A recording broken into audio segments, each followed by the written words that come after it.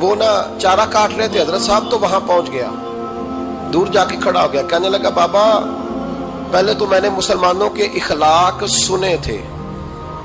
اب تو میں نے دیکھ بھی لیے، پر یہ بتا جب 12,000 آیا تھا جان کیوں نہیں چھڑائی؟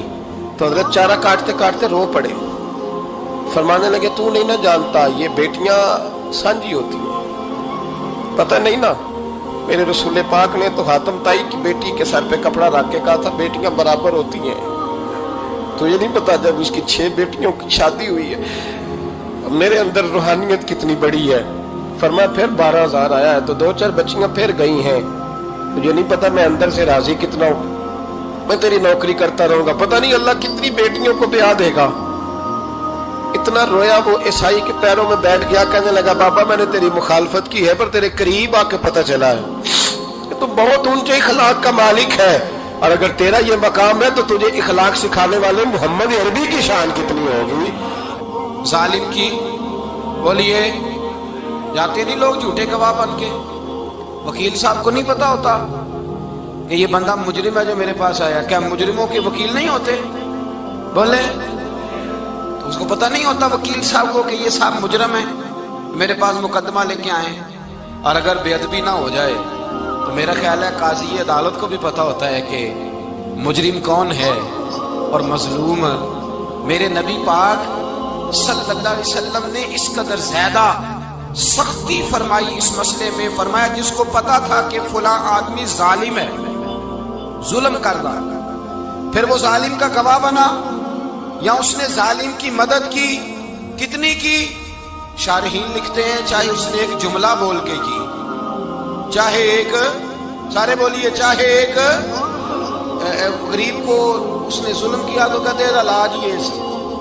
چاہے ایک جملہ بول کے کی، شارحین اس حدیث کی شرح میں لکھتے ہیں ایک جملہ بول کے چاہے مدد کی،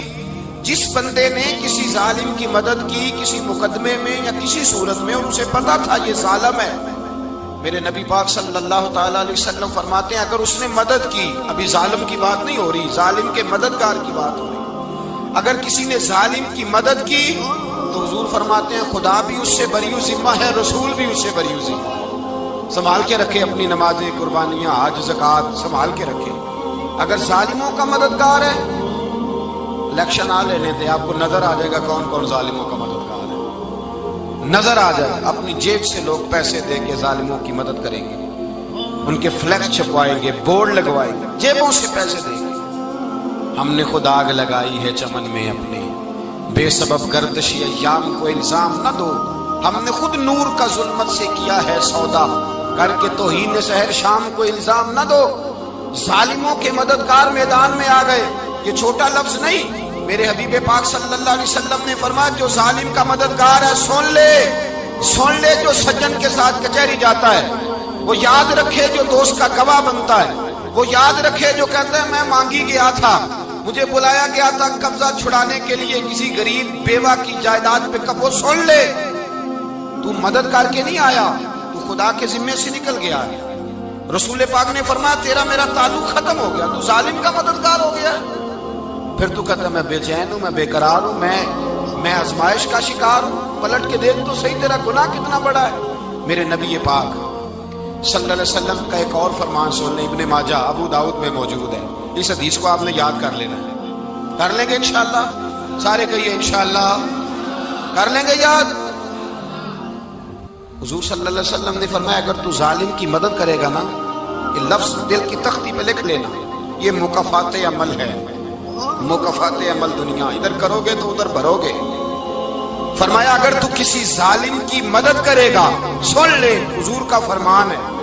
اگر تو ابن ماجہ ابو داؤد سیاہ میں موجود ہے، فرمایا اگر تو کسی ظالم کی مدد کرے گا تو رب تعالیٰ مرنے سے پہلے تیرے اوپر بھی ظالم کو مسلط کر دے گا، تیرے اوپر بھی ایک دفعہ ظلم ضرور ہوگا اگر تو ظالم کی، وہ کسی صورت میں بھی ہو سکتا ہے، کسی صورت میں تیرا بیٹا ہی اٹھ کے ظلم کر دے گا، تو الجھ جائے گا، کسی نہ کسی جگہ تیرے لیے تباہی کا سامان ہوگا، تیرے اوپر ظلم ہوگا، اس لیے کہ تو ظالموں کا مددگار ہے۔ چاہیے یہ تھا کہ تو مظلوم کی مدد کرتا، انسانی ایمانی یقین کا فریضہ سر انجام دیتا، تو ظالموں کا مددگار ہو گیا۔ ٹٹول کے دیکھ لیں रिजल्ट निकाल के देख लें, हमारे जमाने में जालिमों के मददगार ज्यादा हैं।